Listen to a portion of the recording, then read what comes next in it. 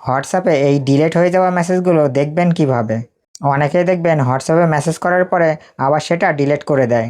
তো আপনি চাইলে এই মেসেজটা খুব সহজেই দেখে নিতে পারবেন এবং অপর প্রান্তের ব্যক্তি সেটা বুঝতেও পারবে না। তাহলে চলুন সেই ছোট্ট ট্রিক্সটা একবার দেখে নেওয়া যাক। তার জন্য আমাদের সবার প্রথমে মোবাইলের সেটিংসে চলে যেতে হবে এবং তারপরে স্ক্রল করে আমাদের নিচে গেলেই দেখতে পারবো নোটিফিকেশান অ্যান্ড কুইক সেটিং। এটাতে ক্লিক করতে হবে। তারপর এখান থেকে একটু স্ক্রল করে নিচে গেলেই আমরা দেখতে পারবো মোর সেটিং বলে একটি অপশান, এটাতে ক্লিক করব। তারপর এখানে দেখতে পারবেন নোটিফিকেশান হিস্ট্রি, এটাতে ক্লিক করতে হবে। তারপর এই অপশানটিকে অন করে দিতে হবে। তারপর এখান থেকে ব্যাক চলে আসতে হবে। এখন আমার অন্য ফোন দিয়ে এই ফোনে একটি মেসেজ করছি। তো মেসেজটি আমার ফোনে চলে এসেছে এবং এই মেসেজটি আমি আবার ওই ফোন থেকে ডিলিট করে দিচ্ছি। তো এই ফোন থেকে মেসেজটা ডিলিট হয়ে গেছে। এখন এই মেসেজটি খুঁজে পাওয়ার জন্য আবারও আমাদেরকে সেটিংসে চলে যেতে হবে। এরপরে নিচে গিয়ে আমাদের সেই নোটিফিকেশান অ্যান্ড কুইক সেটিং এটাতে চলে যেতে হবে।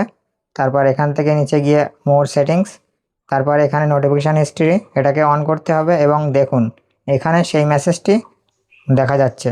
মেসেজটি কিন্তু এখান থেকে ডিলিট, তবুও আমার ওখানে সেই মেসেজটি দেখা যাচ্ছে।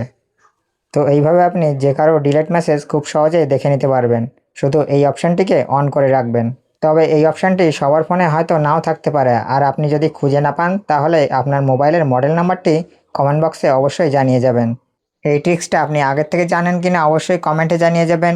আর এমন ধরনের নিত্য নতুন ভিডিও পেতে পেজটিকে ফলো করে রাখুন। আর যদি ভিডিওটি গুরুত্বপূর্ণ মনে হয় তাহলে আপনার প্রোফাইলে একটি শেয়ার করে রাখতে পারেন।